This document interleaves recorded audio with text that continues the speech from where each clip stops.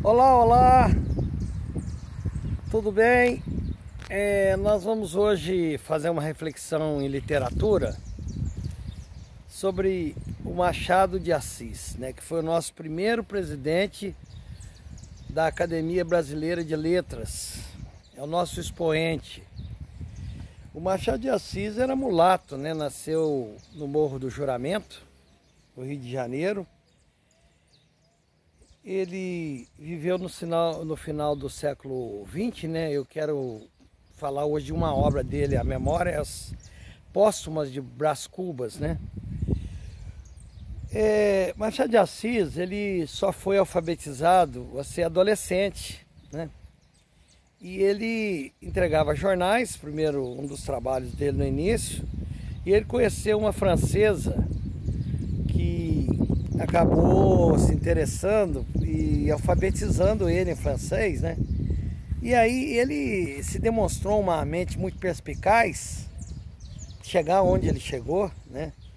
Da cor que ele era, um mulato, né? Mas ele fez a diferença para nós, muito importante. Eu li a obra dele, O Alienista, poderia comentar numa outra hora.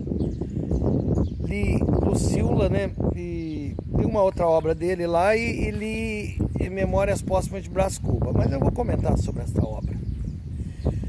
Olha, como que Machado de Assis começa essa obra dele literária? Os escritores são geniais. Ele começa do fim do livro para o começo. Ele começa dizendo o seguinte: quando o verme começou a roer as cordas, quer dizer, quando o corpo estava lá dentro do túmulo, né? Porque o nosso destino como ser humano é muito triste, né? Nós vamos viver uma solidão do túmulo frio. E outra coisa, quando a gente acabar de morrer, vai haver uma desintegração do córtex cerebral, quer dizer, vai se perder, vai espatifar.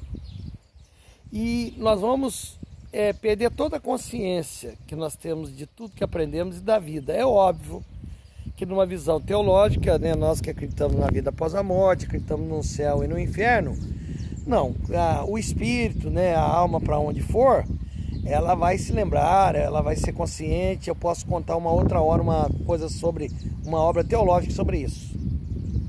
Mas dentro da psicologia, estudando a tanatologia, que é o estudo da morte, é assim que vai acontecer realmente. A gente vai terminar a vida num túmulo frio. E aí, ele começa a obra, interessante, ele começa do fim, né? Em vez de ele contar toda a história para dizer que o cara morreu e foi enterrado e começou a apodrecer o corpo, ele começa contando o cara lá dentro do caixão. Olha que perspicácia, porque é o seguinte: depois que uma pessoa morrer, será que ele tem vergonha de falar de alguma coisa da sua vida? Será que ele tem vergonha de contar coisas assim fortes que aconteceram na sua vida? Então, ele vai contar no livro, né? Ele teve oportunidades, ele viveu num ambiente bom, ele foi secretário, ele foi convidado para boas funções, ele namorou uma moça chamada Marcela. O pivô da história é essa Marcela, que depois ela casa com outro indivíduo, mas ela se torna amante dele, é um amor tórrido, né? Muito fogoso esse amor e tal, e conta a história toda de Brás Cubas, quer dizer, é ele, o defunto, que está narrando a história dele, é ele que está contando a história dele, né? E ele faz tudo isso, e aí a história termina lá suavemente. Mas quais são as grandes lições? As grandes lições: um homem morto contando sobre a sua própria vida. Outra coisa, uma pessoa depois que morreu não vai ter vergonha de falar tudo aquilo que fez, tudo aquilo que aconteceu. Mas uma coisa interessante: o Brás Cubas teve tudo para ser feliz. Teve oportunidades magistrais. Teve oportunidades assim que poucos homens têm na vida, por causa do lar que nasceu, as oportunidades, a namorada bonita. E não fez nada. Não fez nada. Namorou a moça, não se casou com ela, ela se tornou amante, mas que amor é esse?